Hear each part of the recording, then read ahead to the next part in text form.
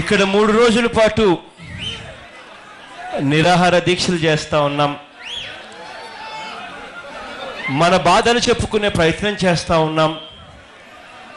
మన గోడు ఇది అని చెప్పుకునే ప్రయత్నం చేస్తా ఉన్నాం. కనీసం మన గోడు ఇప్పటికైనా అర్థమవుతుందేమో, వినపడుతుందేమో, వినపడి వాళ్ళ మనసులు కరుగుతాయేమో, మనుషుల్లో మార్పు వస్తుందేమో అని 3 రోజుల నుంచి మన గోడును వినిపించే కార్యక్రమం చేస్తూ ఉన్నాం. ఇవాళ నిజంగా అన్యాయం జరుగుతూ ఉంది కాబట్టి ఇవాళ మేమంతా కూడా ఇక్కడికి వచ్చి ఇవాళ గలం విప్పవలసిన పరిస్థితి వస్తూ ఉంది. నిజంగా నేను ఇవాళ ఇక్కడి నుంచి నేరుగా కేసీఆర్ గారిని ఒక్క మాట అడగదలుచుకున్నా. అయ్యా కేసీఆర్ గారు, మొన్నటిదాకా మనం అంతా కూడా కలిసికట్టుగా ఉన్నాం, అన్నదమ్ములుగానే ఉన్నాం, అందరం తెలుగే మాట్లాడతాం, మనందరం కలిసికట్టుగా ఇక్కడ ఉన్నాం.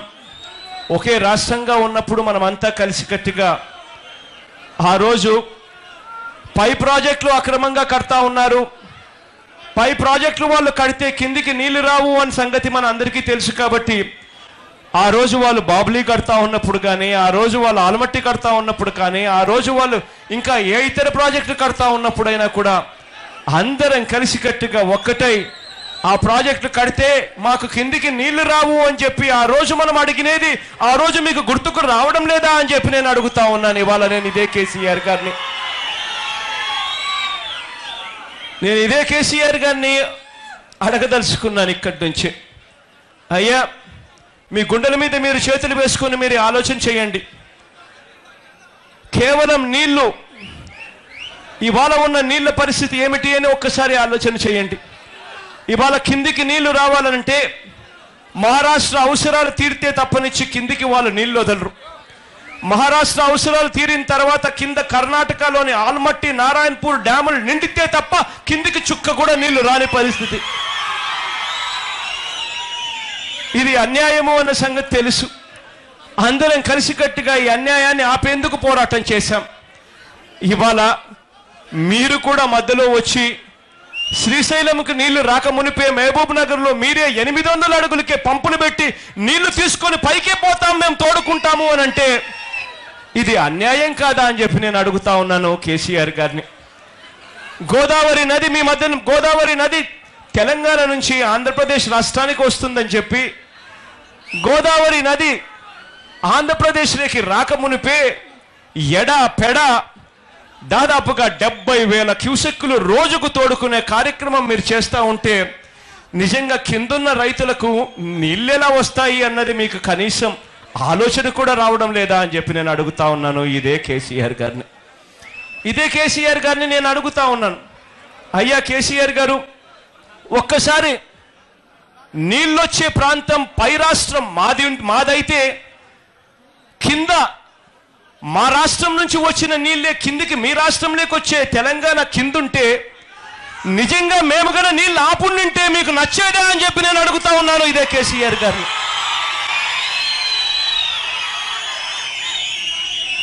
ఇవాళ పాలించే వాళ్ళము, పాలకులుగా ఉన్నవాళ్ళు ఎవరైనా కూడా మన వాళ్ళు ఎక్కడ ఉన్నా అన్నది మర్చిపోకూడదు.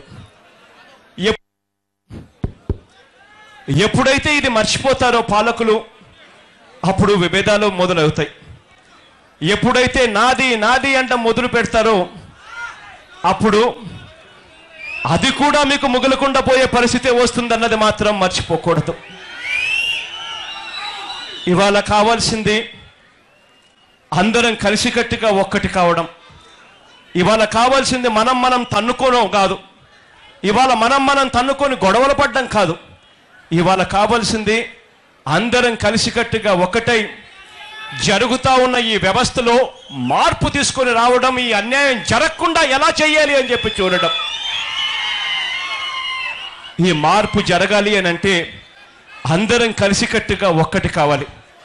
పైన మహారాష్ట్ర నుంచి, కర్ణాటక నుంచి, తెలంగాణ నుంచి ఆంధ్రప్రదేశ్ వరకు కూడా అందరం పాలకుల్లా ఆలోచన చేయాలి, అందరం ఒక్కటిగా ఆలోచన చేయాలి.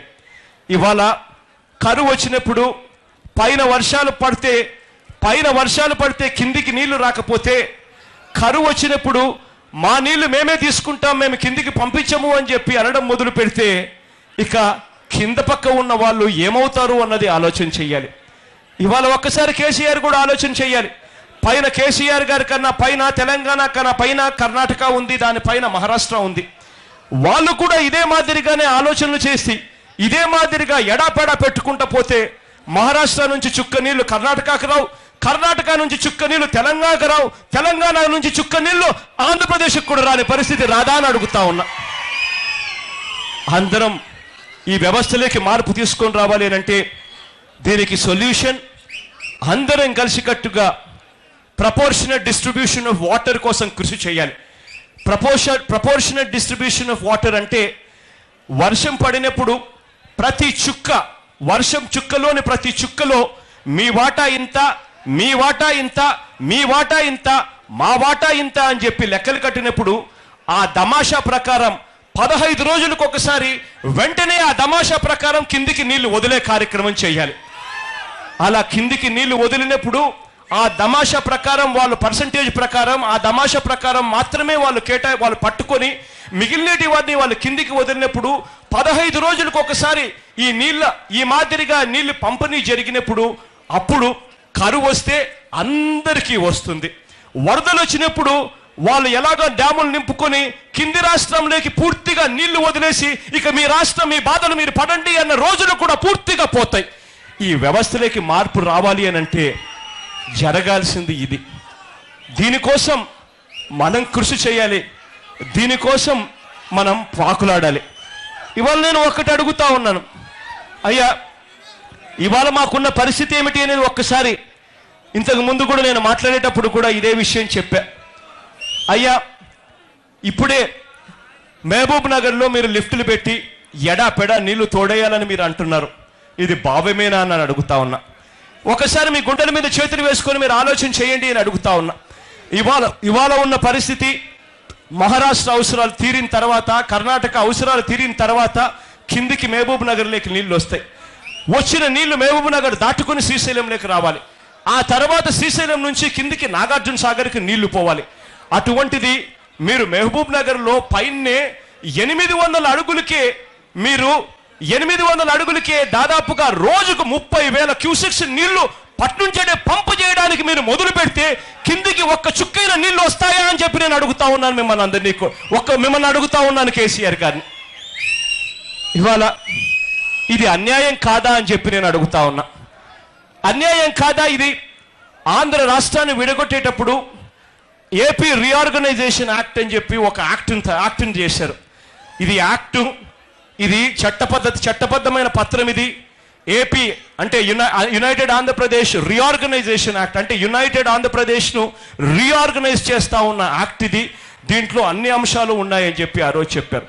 ఆ రోజు ఆ మాట చెప్పినప్పుడు ఆ రోజు ఆ యాక్టులో ఈ ప్రాజెక్టు, ఈ పాలమూరు రంగారెడ్డి ప్రాజెక్టు కానీ, లేదా దిండి ప్రాజెక్టు కానీ, లేదా గోదావరి మీద వీరు కడుతున్న 5 లిఫ్ట్ ప్రాజెక్టులు కానీ, ఇవేవైనా ప్రాజెక్టులలో ఇవేవైనా కూడా ఏపీ రీఆర్గనైజేషన్ యాక్ట్లో ఉన్నాయా అని చెప్పి నేను అడుగుతా ఉన్నాను నేను కేసీఆర్ గారిని.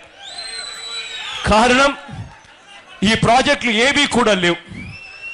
నేను అడుగుతా ఉన్నాను, పైన మీకు బలం ఉంది కదా అని చెప్పి, మీరు ముఖ్యమంత్రులు కదా అని చెప్పి, మీకు బలం ఉంది కదా అని చెప్పి, మీ రాష్ట్రం కదా అని చెప్పి, మీ చేతుల్లో బలం ఉంది, అధికారం ఉంది అని చెప్పి పేదవాళ్ళమైన, బీదవాళ్ళమైన, బలం లేని వాళ్ళమైన మా మీద ప్రతాపం చూపించడం ధర్మమేనా అని అడుగుతా ఉన్నా.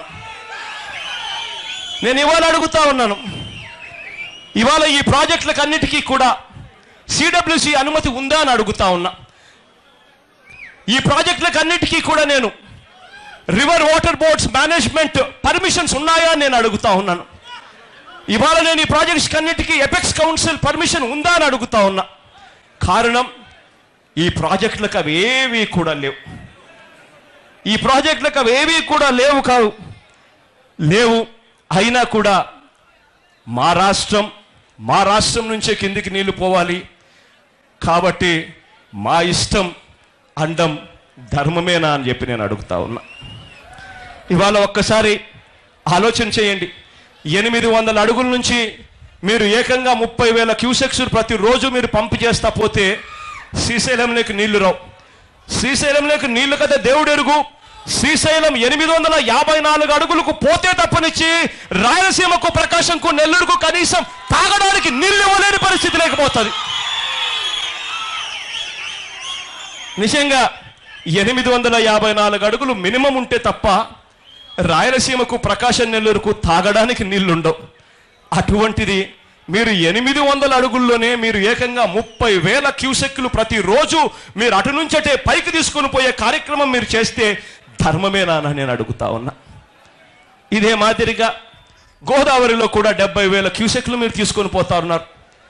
70,000 క్యూసెక్లు మీరు ప్రతిరోజు తోడుకుంటూ పోతే జూన్, జూలై, ఆగస్ట్, సెప్టెంబర్లో పర్వాలేదు, కానీ మిగిలిన 8 నెలల్లో కిందికి నీళ్లు ఏమాత్రం వస్తాయని చెప్పి నేను అడుగుతా ఉన్నాను. కింద ఉన్న దాదాపుగా 30,000 క్యూసెక్స్కి సంబంధించిన ఆయకట్టు ఏం కావాలి అని చెప్పి నేను అడుగుతా ఉన్నాను. ఇంతటి దారుణమైన పరిస్థితి ఉంది. ఇవాళ అక్కడ రబీ పంట గన గోదావరి జిల్లాలో పడకపోతే అక్కడ ఉప్పు శాతం పెరిగిపోయి సెలైనిటీ ప్రాబ్లం వచ్చి ఉప్పు శాతం పెరిగిపోయి పూర్తిగా అక్కడ పంటలు పండించే భూములు కూడా బంజరు భూములు అయిపోయే పరిస్థితి వస్తుంది. అన్నీ మీకు తెలుసు. తెలిసిన అన్యాయాలు చేస్తూ ఉన్నారు.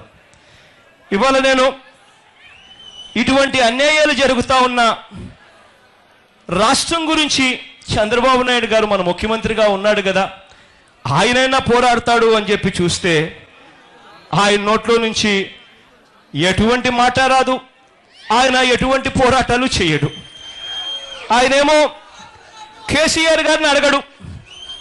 కారణం, కేసీఆర్ గారిని కనుక గట్టిగా అడిగితే ఆయన కొద్ది రోజుల కిందట తన ఎమ్మెల్సీ క్యాండిడేట్ను తెలంగాణలో గెలిపించుకునే దానికోసం తెలంగాణలో కొంతమంది ఎమ్మెల్యేలకు ఒక్కొక్కరికి 5 కోట్ల నుంచి ఒక్కొక్కరికి 20 కోట్ల రూపాయల డబ్బులు ఎరచూపుతూ వాళ్లకు సూట్ కేసులతో డబ్బులు ఇస్తూ ఆడియో టేపులతోనూ వీడియో టేపులతోనూ దొరికిపోయాడు. కేసీఆర్ గారిని అడిగితే చంద్రబాబు నాయుడు గారికి భయం. ఆ టేపులు బయటకు తీస్తాడేమో, చంద్రబాబు నాయుడు గారిని జైల్లో పెట్టిస్తాడేమో అని చెప్పి భయం. పోనీ ఢిల్లీ వాళ్ళనైనా అడుగుతాడా, నరేంద్ర మోడీ గారినైనా కనీసం అడుగుతారా అని చెప్పి చూస్తే నరేంద్ర మోడీ గారిని కూడా అడగడు. కారణం ఏంటంటే చంద్రబాబు నాయుడు గారు ఈ 24 నెలల్లో తాను చేసిన అవినీతి, ఏ స్థాయిలో తాను అవినీతి చేసినాడు అనంటే నరేంద్ర మోడీ గారిని ఈయన గట్టిగా అడిగితే, లేదా నరేంద్ర మోడీ గారికి ఈయన గట్టిగా వార్నింగ్ ఇస్తే, లేదా నరేంద్ర మోడీ గారికి తాను గట్టిగా అల్టిమేటం ఇస్తూ మీరు గన ఇవన్నీ చేయకపోతే మాకు సంబంధించిన మంత్రులు మీ క్యాబినెట్లో నుంచి మేము ఉపసంహరించుకుంటాము అని చెప్పి దమ్ము, ధైర్యం, అల్టిమేటం ఇచ్చే కెపాసిటీ చంద్రబాబు నాయుడు గారికి లేదు. కారణం ఏమిటంటే నరేంద్ర మోడీ గారి దగ్గరికి పోయి చంద్రబాబు నాయుడు గారు ఈ మాటలు మాట్లాడితే చంద్రబాబు నాయుడు గారు ఈ 24 నెలల్లో చేసిన అవినీతి మీద ఆయన సిబిఐ ఎంక్వైరీ చేపిస్తాడేమో, ఎంక్వైరీ చేపించి జైల్లో పెట్టిస్తాడేమో అని చెప్పి భయం. నిజంగా కేసీఆర్ గారిని నిలదీయలేవు. అదే మాదిరిగా ఢిల్లీలో నరేంద్ర మోడీ గారిని నిలదీయలేవు. మరి నేను అడుగుతా ఉన్నా ఇదే చంద్రబాబు నాయుడు గారిని, మరి ఢిల్లీకి నువ్వు ఎందుకు వెళ్ళావయ్యా అని చెప్పి అడుగుతా ఉన్నా. ఎందుకు వెళ్ళావయ్యా నువ్వు ఢిల్లీకి, ఏం చేయడానికి వెళ్ళావయ్యా అని చెప్పి అడుగుతా ఉన్నా నేను. నిజంగా ఢిల్లీకి వెళ్ళాడు. ఢిల్లీకి వెళ్ళి ప్రత్యేక హోదా గురించి మాట్లాడాడు. ప్రత్యేక హోదా గురించి ఢిల్లీలో నరేంద్ర మోడీ గారితో ఏం మాట్లాడాడో లేదో నాకు తెలియదు, కానీ బయటకు వచ్చి ప్రత్యేక హోదా వస్తే ఏం మంచిది అని అంటాడు. నిజంగా ఢిల్లీకి పోతాడు, ఢిల్లీలో నరేంద్ర మోడీని అడగడు, బయటకు వచ్చి ప్రత్యేక హోదా వస్తే ఏం జరుగుతారయ్యా, ఏమీ జరగదు అని చెప్పి ఈయనే అంటాడు. ఎందుకు నువ్వు అడగడం లేదు చంద్రబాబు అని గట్టిగా మనలాంటి వాళ్ళు నిలదీస్తారేమో అని చెప్పి ఈయనంతటికి ఈయనే ప్రత్యేక హోదా వల్ల ఏం మేలు అని ఈయనే మనల్ని ఎదురువేస్తాడు. నిజంగా ఇదే చంద్రబాబు నాయుడు గారు ఢిల్లీకి వెళ్ళాడు. ఇవాళ కేసీఆర్ గారు అడ్డగోలుగా ప్రాజెక్టులు కడతా ఉన్నాడు. అడ్డగోలుగా ఏ పర్మిషన్లు లేకుండా ఈ ప్రాజెక్టులు కడతా ఉంటే కనీసం ఢిల్లీలో నరేంద్ర మోడీ గారికి కంప్లైంట్ చేస్తాడేమో, ఢిల్లీలో నరేంద్ర మోడీ గారికి తాను ఈ మాదిరిగా ఫిర్యాదు చేస్తాడేమో అని చెప్పి ఆశగా ఎదురు చూసాం. దీక్షలు చేస్తూ ఉన్నాం, ధర్నాలు చేస్తూ ఉన్నాం. కనీసం నరేంద్ర మోడీ గారితో ఈ విషయం మీద ఫిర్యాదు చేస్తారేమో అని చెప్పి తీరా చూస్తే ఫిర్యాదు కథ దేవుడెరుగు. చంద్రబాబు నాయుడు గారు నిజంగా బయటకు వచ్చి ఒక ఇంటర్వ్యూలో ఇచ్చాడు. ఆ ఇంటర్వ్యూలో చంద్రబాబు నాయుడు గారిని ఒక విలేకరు అడిగాడు ఈ ప్రశ్న, తెలంగాణ కడుతున్న ప్రాజెక్టులపై మీ వైఖరి ఏమిటి అని చెప్పి ఒక విలేకరి చంద్రబాబు నాయుడు గారిని అడిగారు. చంద్రబాబు నాయుడు గారు అన్న మాటలు ఏమిటో తెలుసా? ముఖ్యమంత్రి గారు అన్న మాటలు, అన్ని అనుమతులు తీసుకొని కట్టాలి, సిడబ్ల్యూసి అనుమతి తీసుకోవాలి, కేంద్రం పరిష్కరించాలి. ఇది ముఖ్యమంత్రి అన్న మాటలు. ఇవన్నీ మాకు తెలియవాయా అని చెప్పి నేను అడుగుతా ఉన్నాను చంద్రబాబు నాయుడు గారిని. మరి ఇవన్నీ ఏమీ లేకుండా వాళ్ళు కడతా ఉంటే నువ్వేం చేస్తున్నావయ్యా ముఖ్యమంత్రి గారు అని చెప్పి నేను అడుగుతా ఉన్నాం. ఇవన్నీ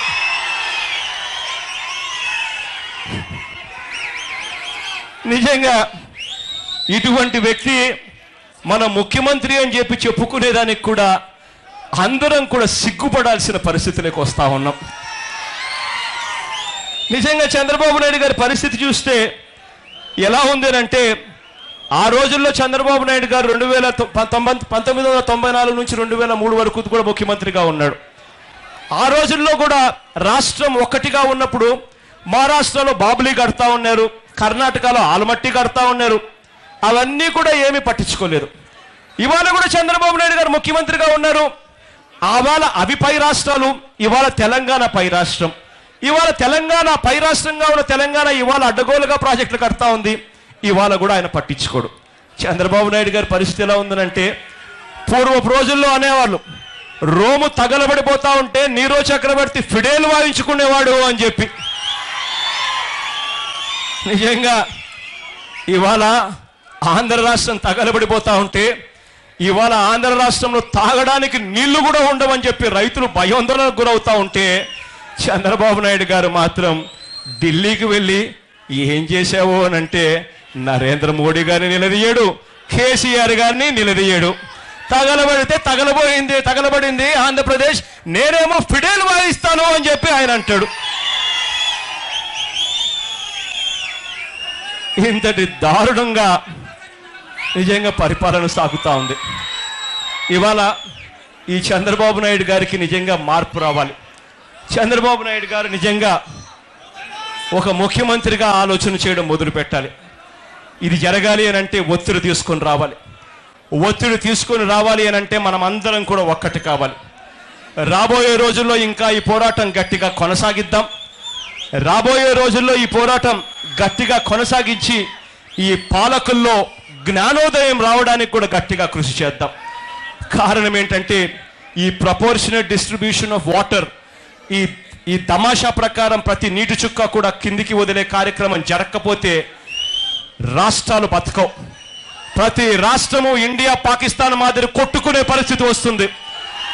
ఇది జరగకుండా ఉండాలి అంటే ఈ వ్యవస్థలో మార్పు తీసుకొని రావాలి. ఈ వ్యవస్థలో మార్పు తీసుకొచ్చేదానికి గట్టిగా పోరాటాలు ఇంకా కొనసాగాలి. గట్టిగా అందరం కలిసికట్టుగా ఈ పోరాటం కలిసికట్టుగా చేద్దాం. మీ అందరి ఆశీస్సులు కావాలి, మీ అందరి దీవెనలు కావాలి. రాబోయే రోజుల్లో చంద్రబాబు నాయుడు గారు గట్టిగా దీన్ని తీసుకునేదానికి ఒత్తిడి మనం తీసుకొని రావాలనంటే అందరం కలిసికట్టుగా ఒకటి కావాలి. ఇవాళ కృష్ణా ప్రాంతంలో ఈ ధర్నా, ఈ దీక్షలు చేశాం.